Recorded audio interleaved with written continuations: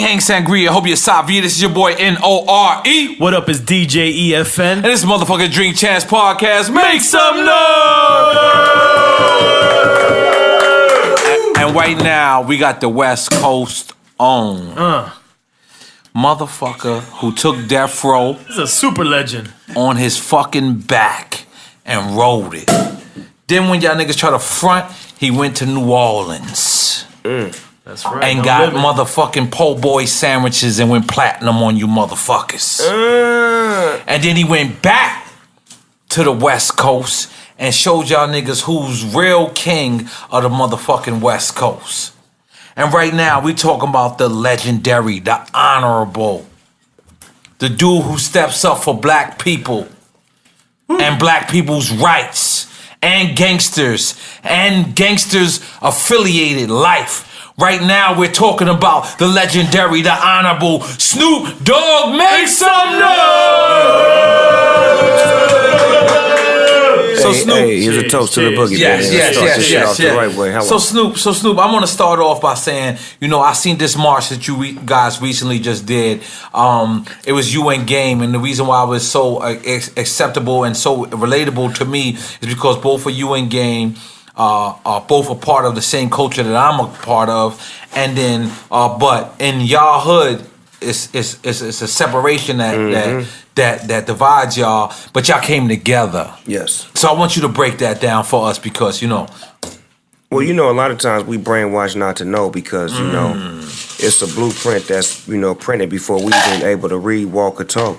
So it's up to us to break the chains and to put a new blueprint, a new protocol in effect. And that's what happened. Many years ago, me and Game forged a relationship when he was just a young homie. And, always trying to guide him and lead him and direct him and give him information on life.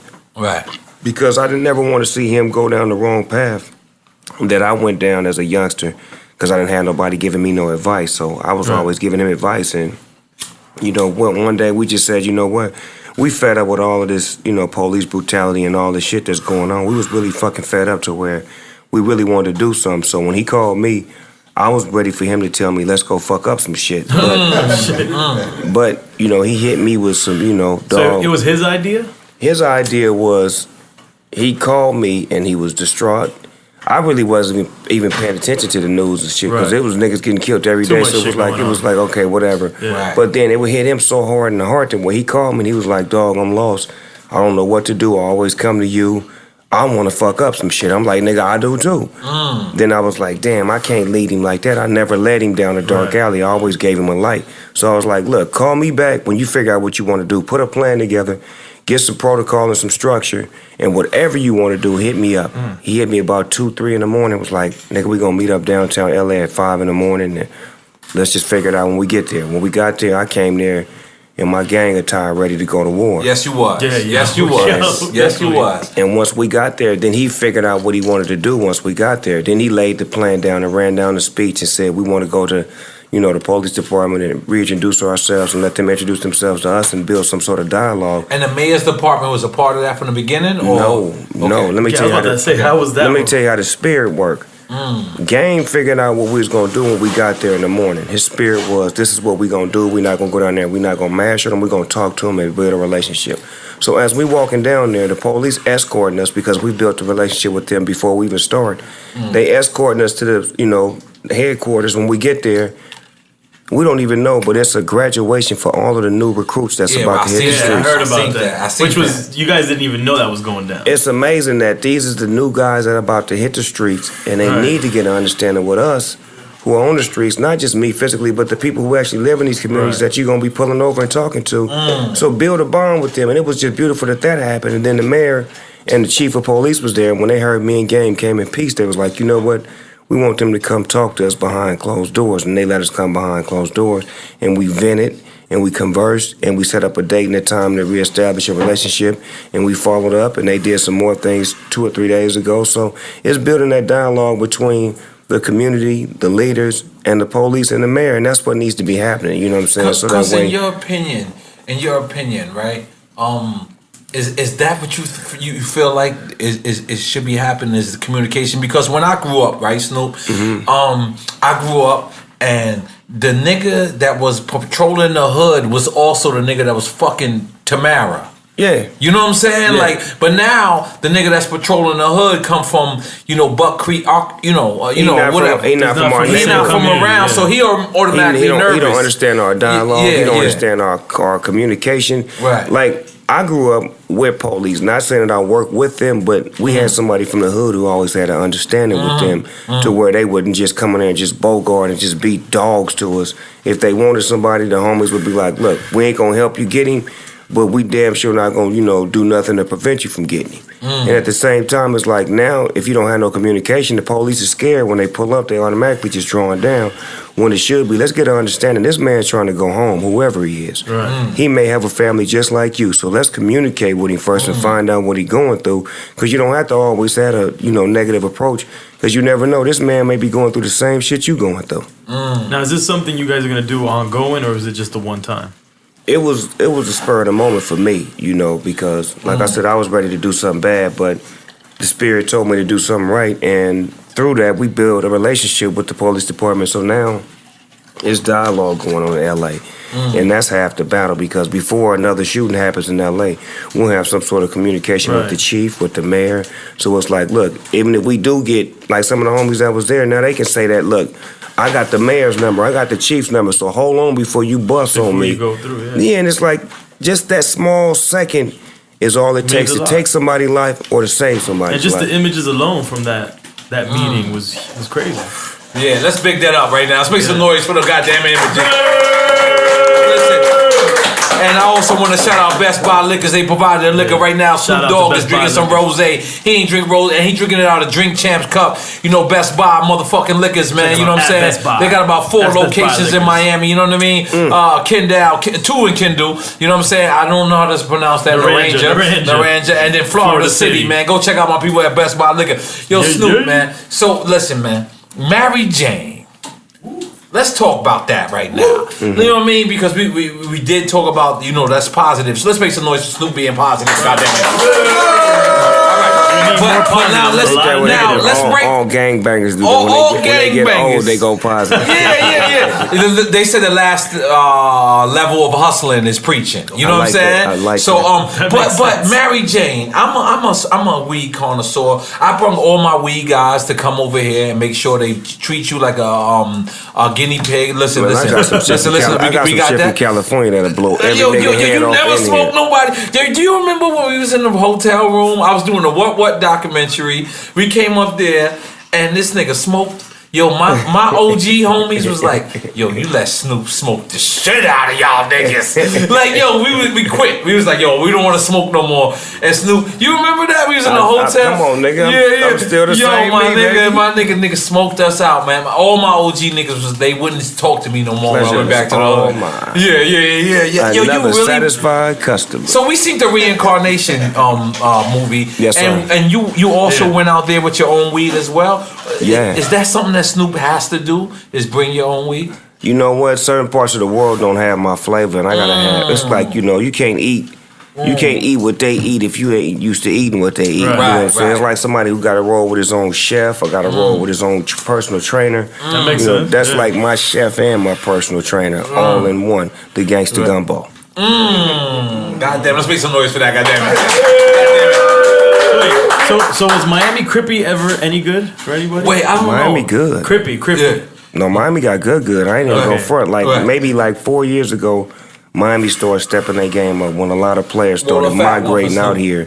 And when you migrate out here, it's a certain thing that you used to, that you accustomed to, so you got to have it your special way. So Miami started getting it, and then when you start seeing those big rappers out here and those NBA players, what comes with that is good money and good weed, and then the bad bitches coming, and there it is there. Your town is hot. Let me pick up Mr. Lee, Star Rock Clothing. My people's right there. But Snoop, let's break down this Mary Jane thing. Let's break it down. Because I've been, first off, at the end of the day, I am the second uncle in hip hop. Yes, you are.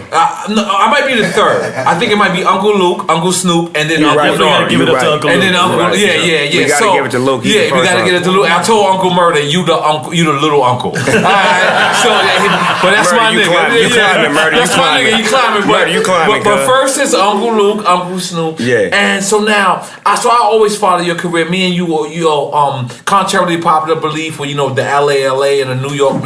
Me and you has always been rock solid. And peers. you've always been a great guy, but I've always admired your entrepreneurial. I don't know if that's a word. Entrepreneurial. That's what I was going for. You got it. Entrepreneurial mogul skills, and I also just peeped you with the mogul with the compound out in LA. We're gonna be in LA on August 27th. Big up K-Day. Come see me. Yeah, we gonna be there. Nah, you on tour. That's why we here right now. We tried to get you in LA. But this Mary Jane thing. Now, for a dude like me who is not as smart, I can't Google. But Mary Jane works for me because I'm bozo. I'm a bozo, but Mary Jane, it shows you where the dispensary is. So this is an app. Yes. This is bigger than an app. Like this is. Explain that. I want you to explain that to the people. Well, MaryJane.com is an encyclopedia of cannabis. It's basically giving you everything you want to know about it, the intro to the endo. Information, blogs, television series, dispensaries, locations, strands, The Wikipedia. what it does for you, the style of it, the best shop, the best pop, the best hop. I mean, it's information. It's the information hotline. Like I say, it's the encyclopedia because it covers every aspect of cannabis and it's given to you by yours truly, so you know it's the truth. Let's make some noise for that, goddammit. So let's tell them the site one more time. MaryJane.com. Yeah, Mary, Merry, not Mary, but Mary. I'm talking about because we're very merry. Because you're very Is merry. it It's an a app Christmas as well? tree. Is it also an app? It's an application, it's a website, it's the Web, everything. it's all of the above. Because he only does heroin. He doesn't smoke weed. Oh man, lean on it then. Lean back. Definitely don't do heroin. So just let me just break it down for you. So now the Mary Jane app, you go on there and it shows you where you you put in a zip code, I believe, right? Something like that. Like you put in like where you at, and then it shows you what, and if it, I don't want to say if you in an illegal state, but it doesn't matter. They take care of you wherever you at. You don't get They take care of you wherever you at because I seen Big Uncle. I said, damn. I said, God damn it, Jesus Louise, Papa G's. Let me figure out how the fuck do I be a part of this? And this is something crazy because it's Google for weed. That's the better way. Because you don't smoke, so I gotta break it down for you like that. It's Google for weed. Like you know how you want to Google who got the best taco. It's pretty much the same thing. Yelp for weed. Or more, and Google. more. Hey, it's better, yeah. I would say Google because it covers a broad stretch. It's everything, yeah. It is more Google. So also now you on I gotta meet this guy. I never met Wiz Khalifa. This is my guy. We spoke, we kicked it, but I've never spoke because he has one of the worst internet scenes I've ever seen in life. He kicked somebody out with a blunt. Did you ever see that footage? No, I didn't see that. Yeah. Well, he was in the studio session. I'm looking because I'm a fan of Wiz Khalifa. I'm looking and he stops the whole studio session and listening session. He stops it all and said, "Yo, you gotta walk out." So I said, "This nigga gotta have a cigarette or something." And this nigga had a blunt. I said, "Oh my God!" I said, "Yo, Wiz, I gotta talk to you." Listen, so what do you think about the joints versus the blunts? Well, I'm one of the originators of the joint movement. That's what Currency said on this show. That's what Currency said. No, keep your motherfucking blunt in your pocket low, because Doggy Dogg is all about the zigzag smoke. So that's what Currency said. That's what Currency said. Yeah. Let's make some noise for Snoop Dogg. What it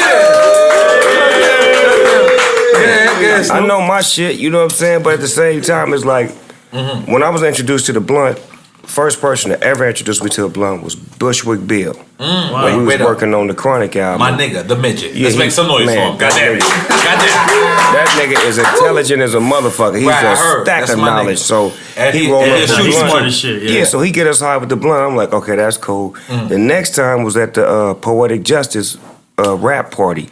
Tupac rolled up a blunt. From them two niggas smoking blunts with me, then I began saying, man, I like the way that tastes. So then I started trying to roll a blunt. And then from there, it became overwhelming because the zigzag, when I smoked the zigzag, I would get high fast as fuck. But when I would smoke a blunt, it was like slowly but surely it became my cup of tea. I don't know why. You know what I'm saying? It's like from beer to hard liquor to whatever your cup of tea is. When you find what your shit is, you roll with it. And it's so we bought some Bombay. Are we out of line? Because we've been listening to your old shit. Are you telling us we've been listening to your old juice? Just tell us we old niggas. We just don't have the juice. Snoop, you can tell us. You can tell us. You can say Bombay real quick. Okay. We was on tour, right? This when the nigga was a young nigga.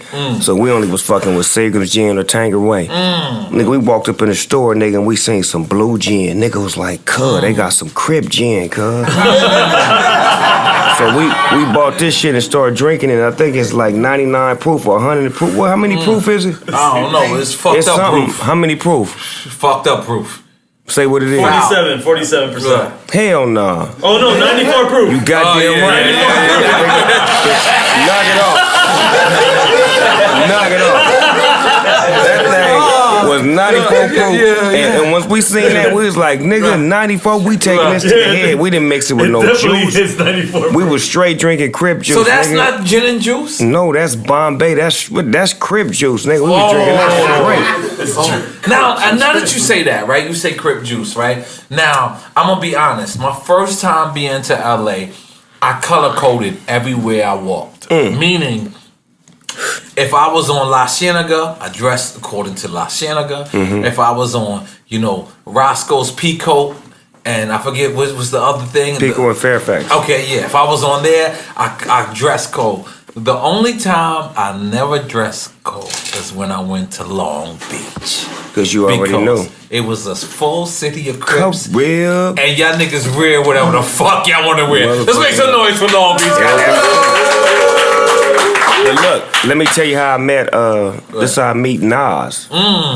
I'm on the corner, right? I'm in Gardena with my homeboys from Shotgun. Now, when you say Gardena, you talking about Long Beach? No, Gardena is a city outside of Long Beach where they got gangs over there too. Okay, I seen a hotel on there for $113. Exactly. It must be a bad neighborhood. No, it's bad. It's bad neighborhood. When I seen a hotel for $113, I'm not staying there. No, it's bad. Continue. And it's like early 90s too. It's like 93, 94. So I'm out there, you know what I'm saying, hanging with my homeboys from Shotgun. So it's a Shotgun crib? Yeah, it's a long street that we on. We all standing out there like 7, 8 deep. So a white van pull up, and a white van, 15 passenger van, and the nigga jump out with an all red sweatsuit with one leg of his sweatpants lifted all the way up with some boots on, and he running across the street where I'm at. And if you don't pay attention, it look like a nigga finna just come do a drive-by, but he really just coming running to say what's up. So my niggas is like finna get they thing out. I'm like, hold on, cuz. That's the rapper from New York named Nas, cuz. Wow, now what year was this? What year was this? This like 94. Oh, let's make some noise for Snoop. Go ahead. And this the first time I meet cuz, so he run over to me. I shake his hand. In Long Beach? No, we in Gardena. Oh, Gardena, that's right. Another nigga neighborhood. But it's like if you riding down the street and you see one of your niggas that you seen on TV and you like, nigga, pull over, let me holler at Snoop Dogg. I know this nigga gonna say what's up. Not knowing you got on all red in a Crip neighborhood. You know what I'm saying? You jump out a 15 passenger van. Nigga, it looked real suspicious. So when I shake his head, I'm like, check this out, cuz. Next time you ride through, here go my number. You got to call me first, man. You can't jump out. Or dress neutral, Right, I'm not gonna lie. Call me, man. I'm not gonna lie. My first time going to LA, I was taught the codes. You know what I'm saying? So I was taught. So like, cause see, you gotta realize we had the LA. Y'all had the New York first. Then we had the LA, and we thought it was turmoil. Then the two greats died, and then we all pieced it out. But a lot of people didn't know we pieced it out. So but at the same token, when I was coming to LA, I was already taught the color codes, or I was hanging with Mac 10, so I knew when I go to Inglewood, it's a certain type of place. That's a certain type of place. When I go to when I fuck with Corrupt in them, and I go by A Trey in them block, and you know what I mean. Like I know, like. But you know what though? On top of all of that, what you talking about? Right. Yo, gangster, you and Capone and Mobb Deep. I'm gonna give y'all 4 niggas that. Let's make some noise for us. Yeah. For real, y'all 4 niggas gangster was so gangster that one thing about the art of war, when you duel with somebody, you clash with somebody, it earns you respect. That's right. You know, through the battle, you learn how to respect your enemy, and your enemy becomes your friend and your loved one because you know they'll go where you'll go. And we realize we both on the same side. That's what it was on the side of Black Power. Goddamn it, make some noise. On the side of Black fucking power, my nigga. Listen, no, you Black Power too, motherfucker. Cubans is blacker than us. Goddamn it. There's a lot of Black Cubans. Cubans is blacker than us. So, all right, but before we proceed any longer, because we know what you're doing. This is the first day of your tour. Let me tell you something, Snoop. Oh, this is actually the first day of it? No. Tomorrow's the first day. I mean, this is the first stop? Yeah, first day. This is the first. Shit. But listen, let's just be clear how much the big homie. He stopped his shit and he said, yo, I'm going to do it before the first tour. Because, see, let me just tell you something, Snoop. We don't like to interview people when they on a promo run because we bigger than that. Fake. Because it's fake. You know what like it is? That. Nigga trying to get some love, trying to be on the air because he pushing or promoting something. Nigga, we just doing this on the strength. I'm overdue. I've been watching y'all do interviews with all of my homeboys. I'm like, well, when the fuck am I going to get mine? Yo, cut that out and make that a promo. That's the promo. And listen, Snoop, not only that, man, you know what? I am not gonna lie to you. We've been sitting here waiting in this room for you, and we had a whole Snoop Dogg playlist, and we all sat here and we just listened to your hits, and we didn't care because you know what? You know I hate when people call you a West Coast legend because you're bigger than that. You're just 100% I don't even know if this is a word. A superiority legend. Make it up. Yo, listen. And you know what? Yo, let me tell you something. I said this on a podcast. I don't know if I said this on a podcast, but I said I have never seen Puff not once hate. Like I seen him do fucked up shit, but I didn't see them hate. And Snoop, you are the only other person in this universe that I have never, ever once see have a hating bone in your body. Let's make some noise for that, goddammit. I'm gonna tell you the first day I seen you, the first day I ever met you, right? Alright, this is exactly how it happened. Boom. I said it when Corrupt was in here, and if you need another blunt, we got one roll for you. That's OG. You ain't fucking with our OG? Man, like I'm gonna give you one. It came from Humboldt Campbell. What is it? Humboldt County? Humboldt County. I'm gonna give you one. You give me one. Fair exchange. All right, let's do it. So look, this is the first time I did LA, right? Mm-hmm. They did they did New York. New York. We did LA. Oh, okay, you got one already, bro. Yeah, God damn it. Stay ready. That's why you gotta get ready. Yeah, okay. All right, let me leave this over here so I know. And then boom, right? So then we fly to LA. It's the Source Awards weekend, right? So everybody got to go back home. Now, when they going back home, my record label hit me and say, yo, you got the #1 album in the world. I said, yeah, this is the only place you're not doing good is LA. So I said, damn, I'm in LA at the time. So I'm like, damn. And they went to the top floor of the Mondrians. The Mondrians. The Mondrian, right. About the CNN comedy store. No, this is the NRE album. Okay, this is 1998. NRE. This is when the shit is on fire. Okay. So he comes, and then they rent the hotel. They bring us like the champagne, the bitches, the serve us the champagne, and all this crazy shit. I'm in LA. I'm looking at the view. I'm like, all right, cool. And then they say you got to stay out here a couple more days. But everybody had got robbed. I'm talking about Martin Lawrence. They robbed. Listen, when they robbed Martin Lawrence, it's a problem already. It's a problem. Like this is the funniest nigga in the world. That nigga. That's I was mad about that. When I was like, "Cuz, y'all got to get that back." How you gonna rob Martin Lawrence? I'm like, oh no, hold on, Martin, cuz, I'll get that back. Hold on, cuz, give me a few days. I'm gonna figure this shit out. But that's how fucked up it was. It was in LA at that time. And you know what happened was when I stayed them extra days, you know, I'm gonna call him my big homie Corrupt. You know what I'm saying? My big homie Daz, because they a couple of years older than me. I'm 38. I don't want to say what age they are. You know what I'm saying? Because that's my family. And they say, yo, because I was about to hit Dolo, and they said, cuz, you good. And I'm like, it wasn't called a Sprinter back then. Back in the days, it was called a limo bus. Yeah. So we had a limo bus, And Shaq even walked in our shit. And my niggas held me down from DPG. And I will never forget that ever again in my life. But then let me get back to the first day I ever met you. So the first day I ever met you, LA comes out. I never seen none of you guys. We spoke. And then if we go to Power 96, what was Big Boy? 106. 106, where Big Boy was at. Yep. And they tell me, yo, Nori, you gotta go upstairs by yourself. So I'm like, all right, cool. I got all my niggas downstairs. I'm like, all right, cool. I go upstairs by myself. It's Snoop, it's Daz, it's Corrupt, it's fucking Suge, it's everybody up there. I'm like, oh shit. I walk in, them niggas like, what's up, nigga? But I ain't gonna lie to you, my nigga. My balls was in my little pinky toe. It was in my little pinky toe, but I acted tough though. I ain't gonna lie. I was like, what up, nigga? Like, yeah, the niggas like, what up, guys? I'm like, yo, I'm not gonna lie. Yo, and it was beautiful because my whole point of bringing up this whole story is I never ever heard Snoop hate on a nigga. Never. Ever in your life. Not even Suge Knight when he was trying to kill me. Yeah, you want to talk about that or? I mean, you know, we learn to live and forgive. You know, me and him got a great relationship now, so we good. We passed that, and like I say, one thing about my life, you know, I know what I'm here for. I know what I'm called to do. And knowing that I'm a prophet, knowing that I speak the truth, knowing that I got so much to deliver, the devil gonna show up in many, you know, faces and facets, and he gonna always come from within. Because he could never get to me from the outside. He can only get in from the inside. So he's always gonna show you that face, and he's gonna give you that deception.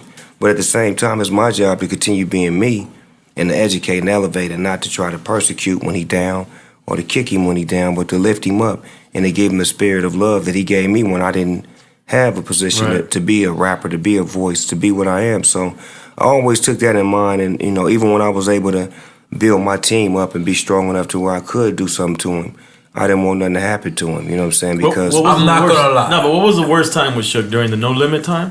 No, hell no, nigga, No Limit. Them niggas wasn't playing. No, I'm saying that he wanted to get at you. Oh, he didn't want none. Nothing with Master P. No way. Them niggas was really No Limit soldiers. He wanted action when I was in the blind, when I didn't have no help, when I didn't have no team, and when he could stack a team, you know. And I'm telling this story because people need to know certain things about my life, what I went through, and what I had to persevere, and how I stayed strong and stayed peace and didn't revert back to what gave me a murder case early in my career was, you know, foolishness as far as I was concerned, and being able to be blessed to get past that. I couldn't put myself in that position to do that again. Let's make some noise for that goddamn. So Snoop, we talked about you on tour right now. We talked about that, correct? Did we? No, we didn't get in depth in that. So tell us what's on this tour right now. Let's get into that. Me and Wes is like my baby brother, so anytime you go on the road with somebody that loves and you didn't see the footage where he kicked the nigga out for smoking a blunt. You didn't. No, man, because me and him, we on that page. We used to do Zags together. We gotta have a blunt conversation with him at some point. Me and Intervention. He used to smoke blunt intervention. He used to smoke blunt. Oh, I can't wait to interview this nigga now. We used to smoke blunts together, nigga. Oh yeah. Oh, I can't wait to interview this nigga now. But when he drew the line, you know, he was like, he ain't fucking with it no more. Him and 2 Chainz and about 50 other niggas. So who you on tour with? Just me, Wiz, Janae Aiko, Casey Veggies. Booty like groceries, right? And let's make some noise for the bitch that eat niggas that eat booty like groceries. So Snoop, you know, we a foul show. I don't know if you know. Oh yeah, I know. Shout out to Kevin Gates too. Kevin Gates on the yeah. He got 2 phones. Casey Veggies too, right? Yeah, Casey Veggies and Kevin Gates. He got 2 phones. So Snoop, it's a foul question. It's a foul question, Snoop. But we have to ask everybody this, especially the legends. Go ahead. Do you eat ass, Snoop? Never have, never will. Oh, goddamn, Snoop's with me. Make some noise. Make some noise. You know what I mean with you? I could have sworn you said you did. No, I said I'm willing to try. Listen, Eat the Booties like groceries has been fantastic. Like I've been thinking of it. I don't know. My wife was here. Remember when 50 was here? Like, listen. So you never ate the booty like groceries? Nah, man. Nah. Like I'm very pleasurable in the bedroom to my wife. You know what I'm saying, to where I need to be. But as far as like being like over, you know, extraordinarily freaky, I have limits, you know what I'm saying? Do's and don'ts, you know what I'm saying? Because the holy rod do his job, so I don't have to do all of that. I don't know what he just said, but it was buttery. Let's make some That was that pimp. So listen, Snoop. Listen, my man. You see my man. Listen. No. I'm not going to the story. I'm so much in bed. Okay. Look. Do you want me to? No. I think we have to. Just because you brought it up. But first off, Snoop. Listen. You see my man bed. You see his bed. Do you dye? My hair? Do I dye my hair? Yeah. Nah, my shit silver as a motherfucker up top. Hold on, let me show you. Oh, okay. Look, you gonna make him feel mad comfortable. Let's make some noise for EFN. Having somebody else in this game.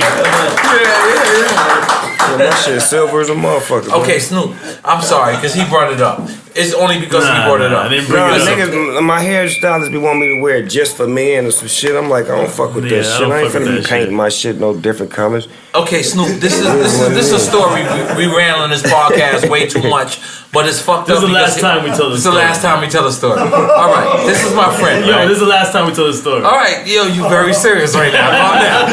Snoop, this is the last time we tell the story. All right, listen. And then I'm gonna smoke your blunt you gave me. Listen, Snoop. Okay, this is my friend. This is one of my closest friends, right? He doesn't think he's petty. I'm petty as a motherfucker, Snoop, right? You've been getting money since '92. I've been getting money since '97. You way richer than me. God damn it, make some noise for you being richer than me. But this is my friend, right? He doesn't think he's petty. Okay, his girl, ex-girl, went to the Cisco video, right? Okay. That thong. How you knew what song it was? How you knew what song it was? It was like, all right. Yo, all right, Snoop. All right, Snoop. Yeah, all right, listen. I want you to ask, because look, 50 already agreed with me, right? But I want to see if you agree with me. He doesn't think he's petty. I said that he's petty, all right?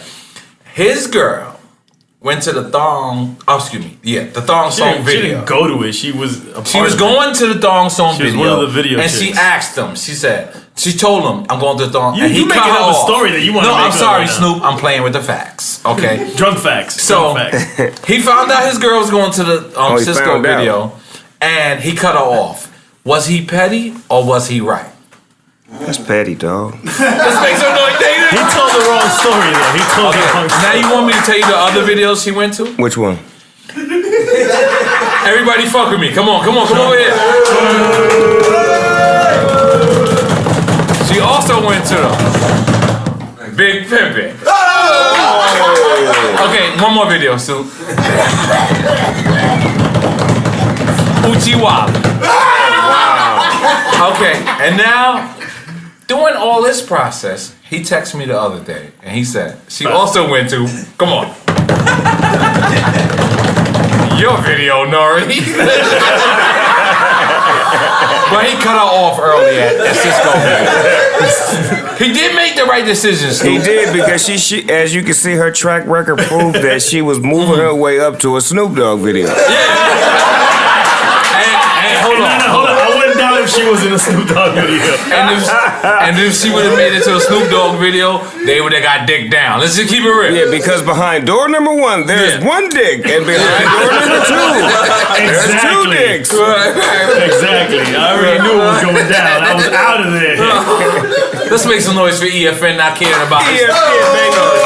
Hey, you know what? Because see, one thing about a player, right, which was told to me a long time ago, it's not about how hard or how tough your heart is, because your heart can be broken. When you're a player, you got to have a stomach for this shit. Because you'll be able to endure anything if you got a tough stomach. So make sure you tighten up on your stomach and give a fuck about your heart. So let's just break that down, because one of the last times I seen you was in Bishop Don Juan crib. And you want me to remind you of the time? Was it the Man Show? Yeah, we was doing the Man Show nigga, with Jimmy Kimmel and them. Yes, and I came this before Jimmy Kimmel was Jimmy Kimmel. He was a little nigga back then. Yeah, he was a little Adam nigga. Carolla was the big nigga. Wow.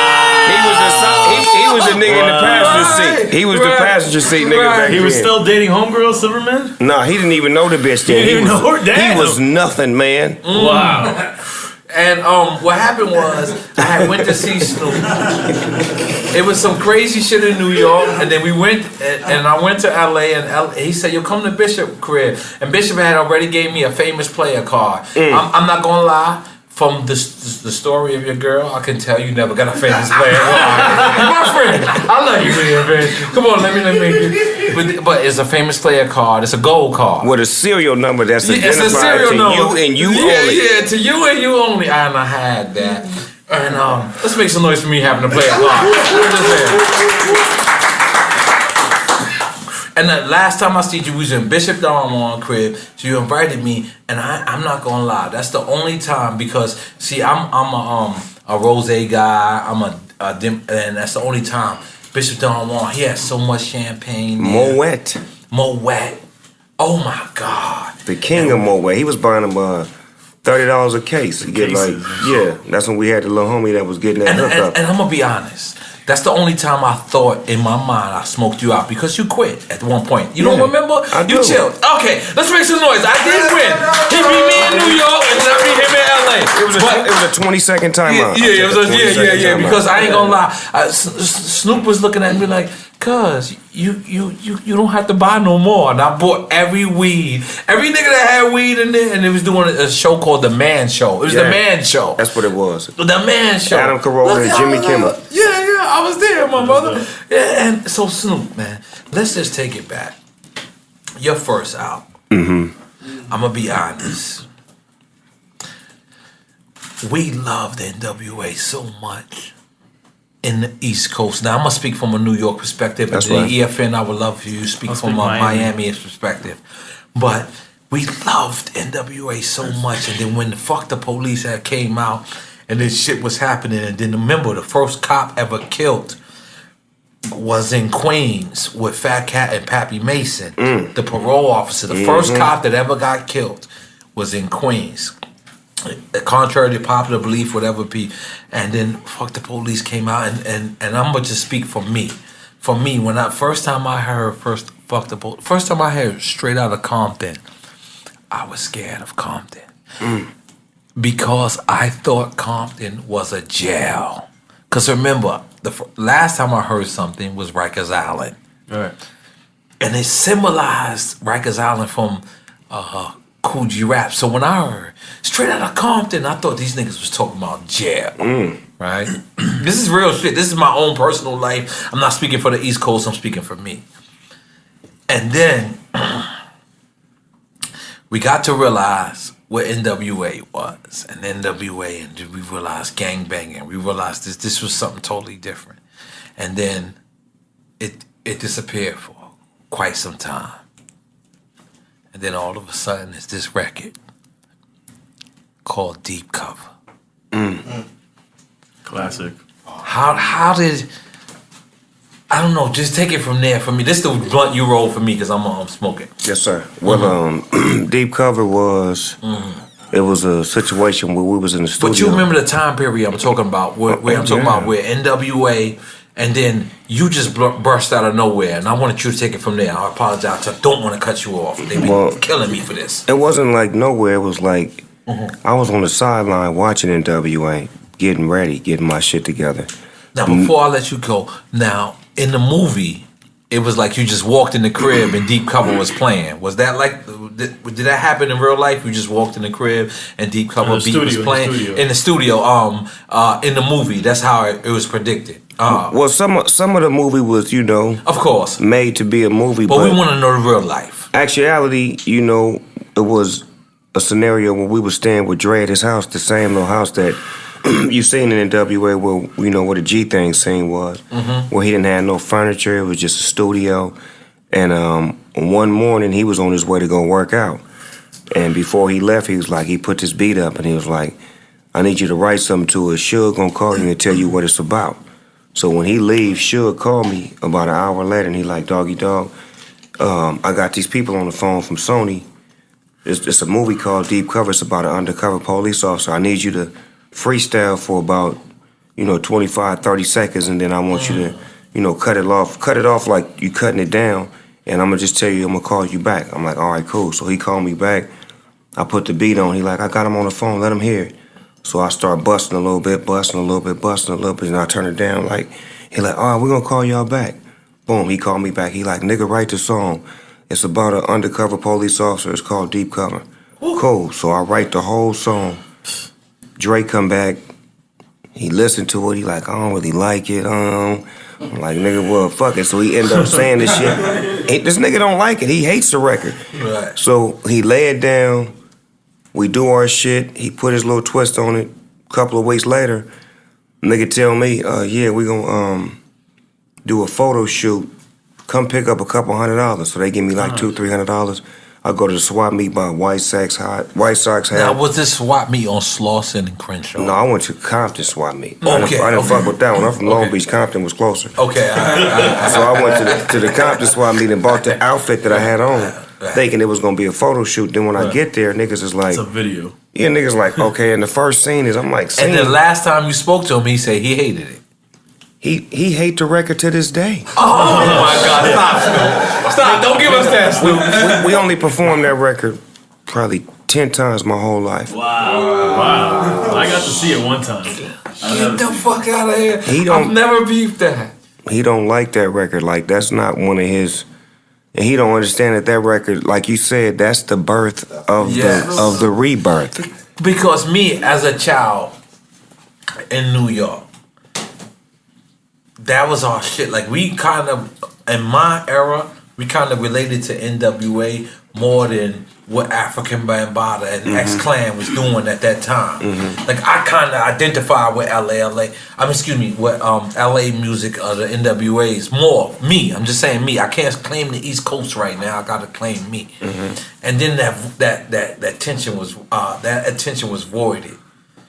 But then out the blue comes this Deep Cover record. Because that was big on the East Coast. Deep Cover was huge. Listen, I'm telling you, I know it's bigger in New York than it was in LA. Yeah, it wasn't really that big in LA. Yeah, listen, I'm telling you, to this day, there's 17,000 remakes of Deep Cover in New York right now. I believe you. Like, I'm telling that record was... But see, that's the first record that I was ever on. So you gotta understand, when it started getting big, you know, people was telling me, man, that record, and that's when Yo MTV Raps, motherfucking Fab Five Freddy, and then they had Drake, Ed Lover, and Dr. Dre. And nigga, when we made the motherfucking countdown, nigga, that's when I knew it was popping. Because if you get on the countdown was different. On Break down the Capra. Man, knock it off. If you get on the countdown over there on the East, because it wasn't nothing but Daz Effect videos, EPMD. It was it was all heat, nigga. Legends. It wasn't no new booties wasn't popping back then. So when the Deep Cover record actually hit, did you know you was about to be a star, or that wasn't the moment yet? When was the moment that you knew, like, nigga, I made the? Because in the movie, right? Let's just knock this out, because I'm gonna be honest. When I looked at it in the movie, and I looked when you walked in and Suge Knight jumped up and was like, "Yo, tell this nigga get out of here," and you was like, "Nah, I like the beat," cause I said that's fake. That's not Snoop, because I know you. That wasn't fake the way we met though. So he told you to leave the studio immediately? Nah, when we the first time we made contact was tension. Oh, you know what I'm saying? Cause it was like, Cuz he blood, so right. So you walked in the studio. Let's break this down. Me and Warren G brought me. That was Warren G in the 213. Okay, that was Warren G. Okay, yeah. So Warren G brings me into the studio, and he right here. He don't know who I am, and I'm talking the way I'm talking. Right. And he say something about the way I'm talking, and I'm like, "Well, nigga, who was you?" And he like, "Well, hold on." And it's like Dre, like, "Wait a minute." He like, "Nigga, he here to do music," and then they put the music on, and then when the music come on, the niggas start busting. 1 + 1 = 2. I'm the company. This the artist. Let me go ahead and get a relationship. I like this nigga because he got hard. I like this nigga because this nigga hard. Wow. So it was like I said, steel sharpens steel. Nigga, wasn't no busters, wasn't no punks, wasn't no weenies, no bowing down, and none of that shit. Yo, I ain't gonna lie. That shit just made my day just now. Make some noise. When I seen it, I said, damn. But you know what? You talking about the beginning of your career. Yeah. Nigga that had nothing to lose. Wow. I'm trying to get in where I fit in, you know what I'm saying? And it's like, I wasn't trying to be extra'd out, but at the same time, I'm trying to get in where I'm fitting. I'm here to do some rapping. Nigga, don't try to check me, nigga. When I'm asked to be here. Right. A nigga want me to be here. So the first record y'all ever worked on was The Chronic. The first song we ever worked on was G-Thing. Ain't nothing for the G thing, Deep cover? baby. He gave me the beat. It's a beat to go. It's a beat to go. Doom, doom, doom. Boom, boom. Boom, boom. Classic sound. This nigga Snoop. Boom, boom. Woo! That beat. And I took it to my house. I didn't even have a house. I was staying with my cousin on 10th and Lime. Me, Daz, and about 7 of her kids. Right. So I wrote that motherfucker on 10th and Lime. Took it back to the studio. He liked it. Ended up going to jail for 3 months. Had to wait. Then when I got out, recorded that song. Then the deep cover situation happened. Okay, hold on. You went to jail for 3 months. That means you was petty. We need to know what petty shit you did to go to jail for 3 months. All right, look. I was on probation, right? Okay. Joint suspension probation. Wait. You was already on probation. I was already on joint okay, what petty suspension shit you did to get on probation? I was selling cocaine. And okay, all right, that wasn't petty. I was a recovering. Now let's fast forward back. I was a recovering drug dealer. Okay. God damn it! Make some noise, Snoop. Let's pick up. Hold on. Let's pick up the Best Buy liquors, man. You know what I'm saying, for holding us down. I'm getting lit. You niggas got me drinking and all. Oh, We drinking with you. Yo, Snoop, man, it's no way we can repay you. I also want to big up my boy Pharmacist, man. You know what I mean? He got the plug at the Tetra Hydro Club. But go ahead, Snoop. Please finish that story, please. What was we talking about? I'm so fucked up. Yeah, what we me talking too. About? I just got. Oh no! Why he was petty for going to jail for 3 months. Okay, yeah. 3 months.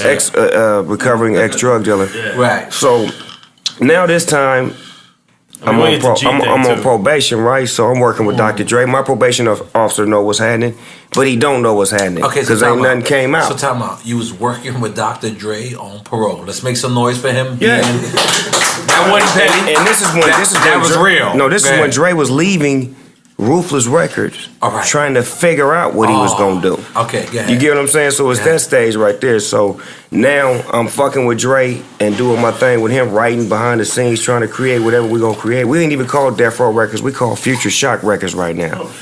So and now this is after Aftermath? No, this is before. No, way before. This after Ruthless. After Ruthless This when he leaves Ruthless. Before y'all hear about the conflict with him and Eazy. This is when they trying to figure out how he gonna leave. Because you ain't recorded this record yet with Eazy. He ain't even left yet. Right. He trying to figure out how the fuck he gonna leave. Right. So now I'm on probation. So now I got a toothache. So I ain't got no money to go to the dentist. So my auntie, she the pill lady. So she give me codeine and some other shit. Hold on, talking about the pill lady? Yeah. She got everything. Everything. All right, continue. All right, continue. Birth control, VD pills, everything. She got birth control Cancer, and tooth pills. That's what it's up. Leukemia, everything. Man, she cured leukemia. You hear me? She got everything, man. Believe it. So she give me a couple things. I take them right, I'm good. I'm like, woo woo. So I go pee in the bottle not knowing that I'm finna test dirty because these are prescribed drugs that have not been prescribed to me. Wow. So when I give my test back, the probation officer like, you know, Mr. Broadus, you got a dirty test. I know you ain't doing no cocaine because it ain't cocaine, you know, because I'm a drug offender, as to register as a drug offender now. You can't be around it, none of that shit. So he says, it says that you have codeine. What happened? I said, man, I had a toothache. He like, well, I'm gonna take you to the judge and see what the judge say. The judge was like, you violated 3 months. Wow. And off I go in the middle of getting my career started and hoping that Dre don't be like, fuck it, this nigga going to jail. I ain't fucking with this nigga, but he held on. So he wasn't petty at all. I apologize for making noise for that. I apologize. Man, you retracted a petty comment? I retracted my petty. And you know I love being petty. So now let's take it to that first album. Okay. So the Chronic album happens. Mm-hmm. How much did the Chronic sell? Shit, about 5-6 billion. So something like that. You're already on tour. No, that's the thing. We didn't go. We did a 7-day tour for the Chronic. Run DMC, Ghetto Boys, and Dr. Dre and Snoop Dogg. That sounds crazy. And that motherfucker lasted 7 days, because on the 7th day of Christmas, my true love gave to me. All the Bloods and the Crips that we had with us, we was cool, nigga. We was on the road together, but the niggas that every city we ran into, it was a problem. Because it was like, you can't take all these rough, tough Bloods and Crips together. We can't fight each other, but nigga, we finna fuck y'all up. And it was like, afterwards, we'd be in the hotels and shit, nigga, the hoes would come, a couple niggas come, but it just go all bad. And by the 7th day, nigga, we was in my room chilling. I had a couple little females in there, and then Suge knocked on my door. Boom, boom, boom, boom, boom. Put the TV on channel 4. I put it on channel 4, and nigga, the news was outside, nigga, with the police and everything. Yeah, we're about to come in here and get these niggas out of here right now. We got them surrounded.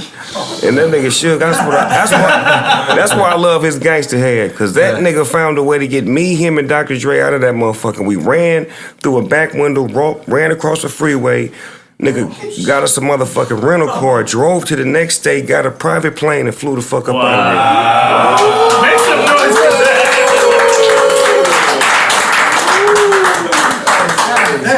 Yeah, G shit. That nigga Suge Knight was a cold gangster. Yo, Ron. Can I get a 5, Ron?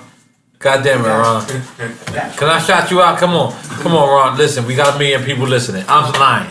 We only got like 4 people listening. Come on. 4.5. Big Ron. 4.5 people. You know what I'm saying? Ted Chung. Everybody. What's the pub? But Ron, shout your people out, man. Just shout yourself out, man. Come on. Shout out to me, Ron Alvarez. Ron Alvarez. We made this happen. Yo, listen. Let me tell you something. You know why I had to do that mid-interview? Because people don't get close to the dog, man. You know, and we are so honored at the Drink Champs because and let me just tell you something. He hit me and was like, nigga, he's like, nigga, you ain't inviting me yet, cuz. And I was like, yo, you know, it's Snoop Dogg. Like sometimes he forget that he's Snoop Dogg. So when he hit me with that message, I was like, I think I screenshotted this shit and sent it to you. Let's make some noise for Snoop. Let's make some noise for Snoop. Goddamn it. So you did the Chronic tour. Which was 7 days, you said. Yep. Then it stopped. It was over with. 7 days later. So it was over. how was this approach? Because the Chronic sold how much? I forget. Like maybe 6 million. I was about to say 7, so 6. It sold 6 million. So now, and how old are you at this time? 1992. I am 20 years old. Now, how the fuck do they tell you get in the studio? Because at this point, you fucking everything. I don't give a fuck. I was 20 years old with a platinum necklace and make some noise for you fucking everything. So how did they get you in the studio to make this classic first It is album? crazy. Because 20 years old, I don't give a fuck. And when you black, 20 is 30, right? When you black, right? Yeah. And you from the hood. But when you black and got money, still 20 is 15. Yeah, but remember, I didn't have money. This is being 20 with no money. But you're coming off the Chronic album. You had Still didn't have no money. That was Dr. Dre's album. Wow. That wasn't my record. Remember, I was work for hire. I was the pen. You know, the pen behind the scene, which enabled me. This is where I think the blessing fell like it fell. When we was creating Death Row Records, we didn't have no roster on who was coming out, what was going next, and what was in order.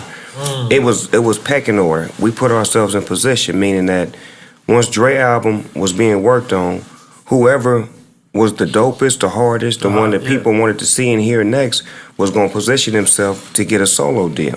And that's what I was pushing for. I wasn't never doing nothing but that. That's why I wrote the best material for him. I gave him the best shit. I didn't go in there half-hearted. I went in there wholehearted and gave him the best of me. So when it was time for me to do my record, he gave me the best of him. And then next, after that, was the Dogg family because Corrupt and Daz was pushing the hardest on my record. So it was like everybody was pushing, and we was pushing each other to where the blueprint was laying out as we went. It was never written in stone, Dre, Snoop, Murder Was the Case, Dogg Pound. It was like, you know what? Dre album. We're going to figure everything else once we get past this. That was the first. Yeah, and what happened was I was so hungry. Because I'm totally sorry to cut you off, but y'all was all on that album.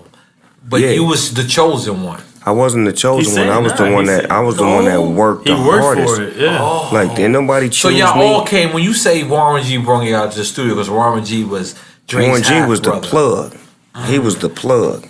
Warren G was the plug with connecting us. He was the plug with some of them samples on the Chronic album. He was the plug with the skits and like he was the plug. Like, you know what I'm saying? Like he was really active. That's why he was able to put a solo record out without Dr. Dre, without Def Row, to save Def Jam Records. Right. Let's not get that part fucked up. And he went platinum. To save Def Jam Records and get Russell and them a whole new check again and put them back in the game because the rap game wasn't favorable for Def Jam at that time. Def Row swallowed everything up, and Warren G was like a plug into the Def Row system without dealing with Suge Knight. Right. You get what I'm saying?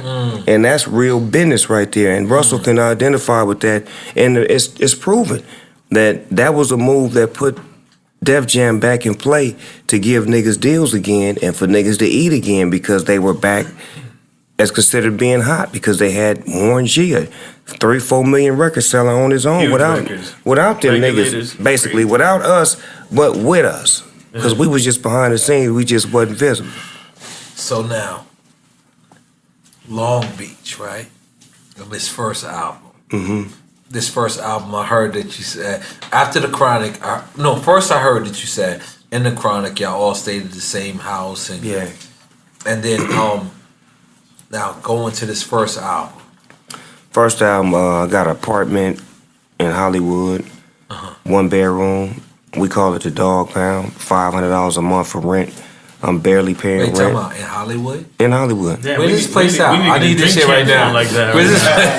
It's on the corner of Whitley and Franklin, right on the corner. Is it still available? Because we need an office we need that right now. We'll put right now. And then we're going to tell them, listen, nigga, we're going to be the next Snoop Dogg. Listen. Still available. But we can't, we're at Twin At. We're at Twin At. And Mr. Lee, we're going to say this, it's y'all too. Y'all the new artists. Because me and this nigga, we look too old. You know what I'm saying? Yeah. No, I'm done my shit. But go ahead, just listen, because that first album, because I just want to, now I'm going to represent for the whole New York. All these other moments I didn't, and I would like you to represent for Miami. For sure. But when you dropped that first album, everybody related to you. And I don't think you had initially tried to identify with every ghetto in America, but you identified with your ghetto. And what happened was, it identified with everybody across the globe. So I want you to take us to that first album. First album was heavy, man, because me and Dr. Dre was together every day. Like, we would really ride together. We would be in the vehicle. He had a Benz back then. He would pick me up. We would roll together. We would stay the night together. We was doing all kind of fly shit. Like, it would be 2 girls, right? I give you one scenario. Just because we personal like that. Yeah, let's do it. Nobody's listening. And they didn't put this in the movie, so I was like, all right, I'll put it in my movie. This is your movie right now. I'll put it in my movie. So for example, we had 2 girls, right? And these 2 bitches stayed together. But they stayed far though. So I didn't have no car, so we go see them together, right? And all while we riding to go see them, I got a cassette on playing the Dramatics, Marvin Gaye, funk, all kind of old shit. So when we get there, he go on his side of the room, I go on my side. We meet back up like 6 in the morning in the living room. Boom, jump back in the car and ride back to the studio and make a record. That's how Doggy Style was created for like 4 or 5 of the records. Some of them records was created based off of a night that we had, later on that day. My nigga Dr. Dre came through with a gang of Tangeray. Some of that shit was really happening. Exactly what happened. Yeah. And it was like, it was translated into the music. And then some of the records that we made on Doggy Style was just the song G's and Hustlers. He said, go in there and mic check. I mic check, and what I mic check is what you hear on the album. It's a whole one-take freestyle. No going back, no doubles, just whatever the fuck came out. When I was done with it, I was like, all right, let me write it. He was like, nigga, you ain't writing shit. That motherfucker's dope. Wow. I'm like, for real? He's like, yeah.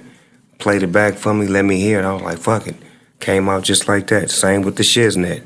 So these are 2 records that I didn't even write. I just went in there and just mic check, 1, 2. And to this day, you don't write? Hopping like a rabbit. Oh, I do write, but some of the songs that I have done have just came spontaneous. And that's just how the fuck they go. It is what it is.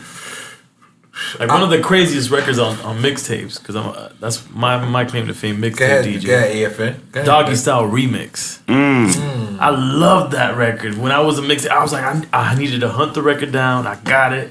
Put it on my mixtape. I was the craziest in Miami with my shit. The Doggy Style Remix. Yeah, that motherfucker never came out. Love that shit. Because I don't remember it neither. Love that shit. Come on, break it down, EFN. Nah, I mean, it's a remix, and it's just, it's totally different from the original. It is. That shit hard as fuck. The record is crazy. You know he the only nigga that will remember that, Snoop. Because listen, you know he brung KRS-One. KRS-One. Here we go. This fucking guy. He brung KRS-One a bracelet from Jesus. It wasn't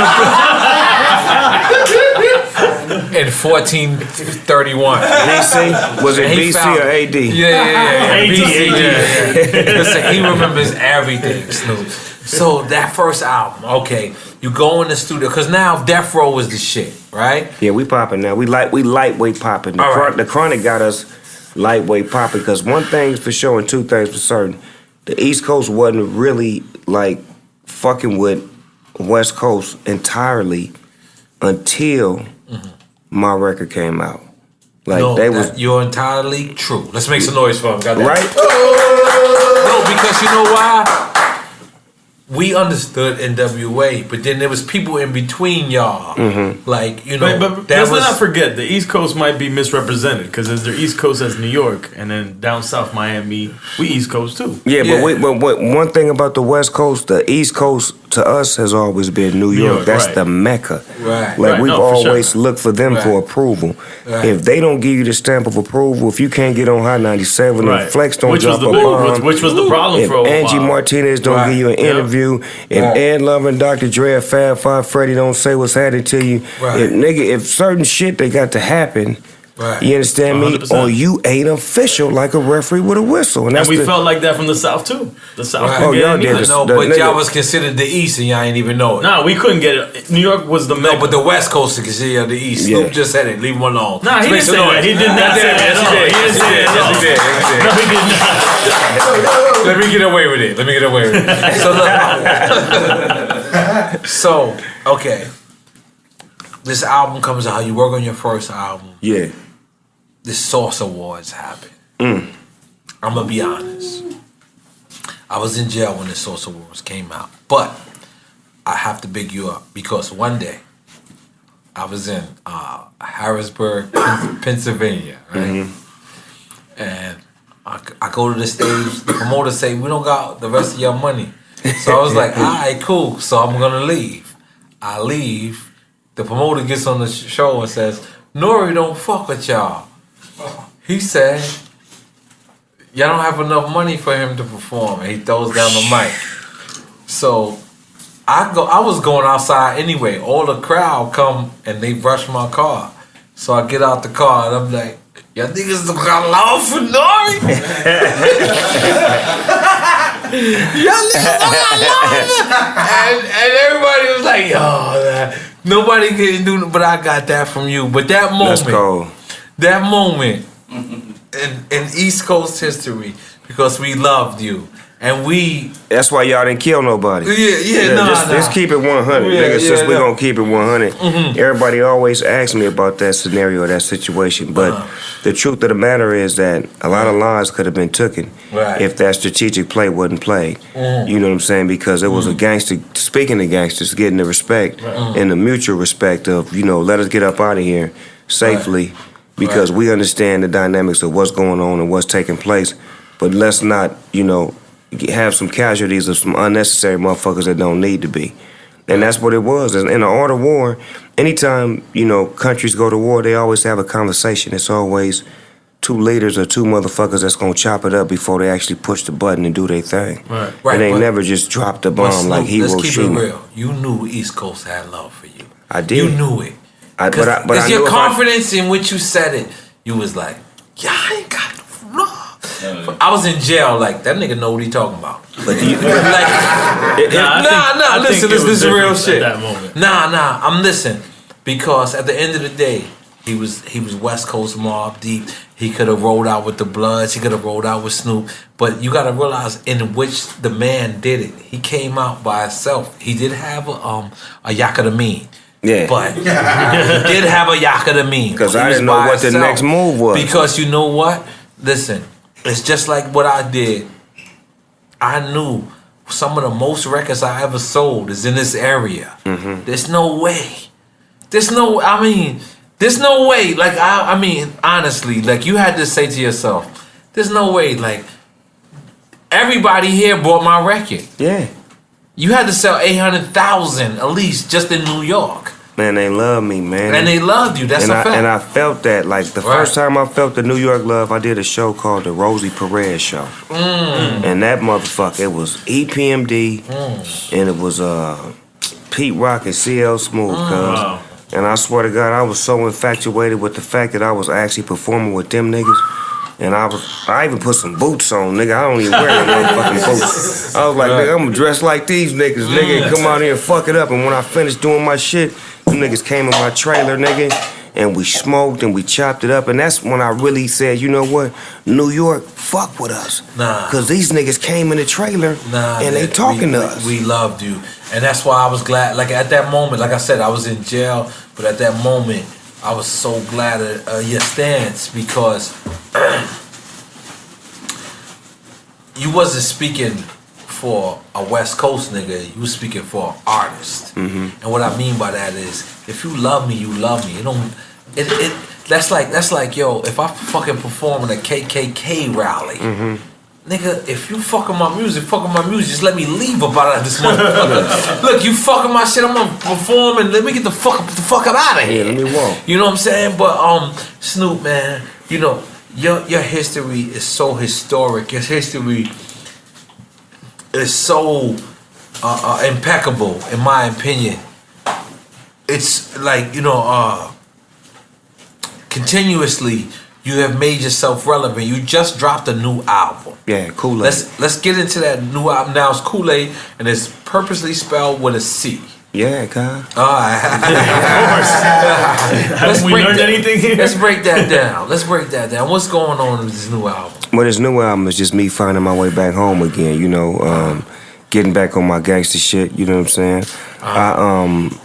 I went to Jamaica and I found a beautiful spirit within myself that I needed to find. I did reggaeton, you did Jamaican. Let's do it. Give me a high five. With the left. Rastafari. With the left. With the left. Yeah. Yeah, but it was, you know what? As a kid, I grew up loving reggae music, and I wanted to know. This your blood. I wanted to know why I loved it, right? So when I went to Jamaica, I was taken to the Naibengi Temple, and I was given the instructions and information on what I was and who I was, and I tuned in and tapped into what I was. Right. Some history that America never gave me.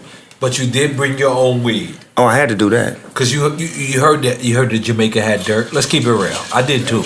They weed wasn't dirt. It just was from the ground. It was organic and it had no chemicals. I was gonna say, you like know the what? weed nowadays you have is to go so to Tivoli Gardens. I went there to get. I know, but then I had to stop myself. President, nigga, because you went. Do this. Yo, listen. I went to Dudas neighborhood. I went to his neighborhood. Yo, listen, nigga. Yo, no. Listen, do this. Listen, I was about to say, I'm watching Snoop shit, and I'm like, damn, I did that. I did everything this nigga did, but I said, yo, this nigga ain't go to Tivoli Gardens. The next scene, this nigga went to Tivoli Gardens. I'm in there, nigga. I was like, they took me to the gutter, nigga. And you had your own weed. The nigga said, you hit they shit, and then you usually said, at nighttime, man, you need to go home, man. right. I said, fuck that, I'm showing up at nighttime, nigga. Yeah, that's right. I pull up at the night, you nigga. Damn sure there was some uncomfortable parts that it looked like. Man, come on, man. It was because, see, you gotta understand, when you real and you expose yourself, when you put yourself in the people's face with no security, you gotta deal with them. And a lot of times, motherfuckers don't be mad, they just be frustrated and they be venting. So if I see they want to take it out on you. A nigga, one of the niggas, he loved me so much. He loved Tupac so much, and he just didn't know how to express himself. And he was trying to get me to come to his barbershop, but he didn't understand. I'm not here to see you. I'm here to see Dudas and them, cuz. So all due respect, I'm gonna check you before they do, cause if they check you, you ain't gonna live.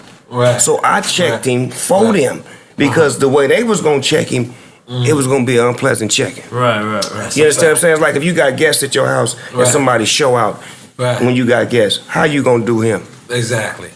You gonna walk him in the back of the tool shed and give him some real good. You understand me? Some understanding. You both brought up Tupac, and Tupac.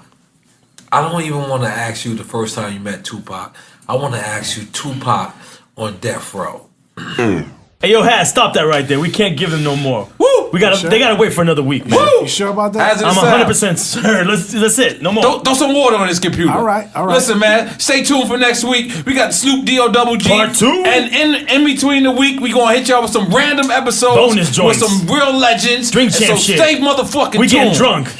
Get drunker.